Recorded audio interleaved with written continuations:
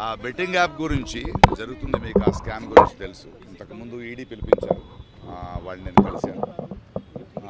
ఇందులో నా భాగస్వామ్యం లేదండి. 2016లో అప్పుడు ఇంకా బెట్టింగ్ స్టార్ట్ అవ్వలేదు.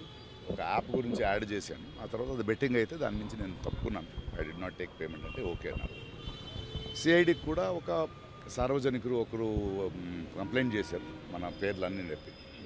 సో దాని గురించి పిలిచారు అండ్ వెళ్ళి మాట్లాడాను. 2017లో ఇక్కడ బ్యాన్ అయ్యింది. 2016లో ఇంకా బెట్టింగ్ స్టార్ట్ అవ్వలేదండి. ఆ యాప్ ఒక గేమ్ అనుకుని మేము చేసామండి. ఆ తర్వాత తెలిసింది బెట్టింగ్ యాప్ ఈజ్ రాంగ్, అందువల్ల నేను కంటిన్యూ చేయలేదు. ఆ డీటెయిల్స్ ఇచ్చాను. ఆ తర్వాత ఏదైనా చేశారా, వేరే కంపెనీస్ ఏదైనా చేశారంటే లేదండి అని చెప్పాను. అంతే. బ్యాంక్ స్టేట్మెంట్స్ని అప్పుడే ఇచ్చాము, అందులో ఏమీ లేదని తెలిసింది. బట్ ఒకటి మా మాధ్యమం మూలంగా చెప్తున్నది, ఏదో అది కొందరు పెద్దవాళ్ళు చేశారు, వాళ్ళు చేశారు రూల్స్ అని కాదు. Betting app is wrong.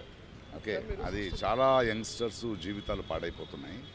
2016లో మనకు తెలియదు అది ఇంకా యాప్గా ఉంది, ఇంకా బెట్టింగ్ స్టార్ట్ అవ్వలేదు. బట్ ఎప్పుడైతే బెట్టింగ్ స్టార్ట్ అయ్యి అది బ్యాన్ అయిందో, యంగ్స్టర్స్కి నేను ఈ మూలంగా చెప్పేది ఒకటే, అంటే నేను బెట్టింగ్ యాప్ డబ్బులు పెట్టి చేయమని నేను యాడ్ చేయలేదని చెప్పడం చాలా ఈజీ. అలా కాదు.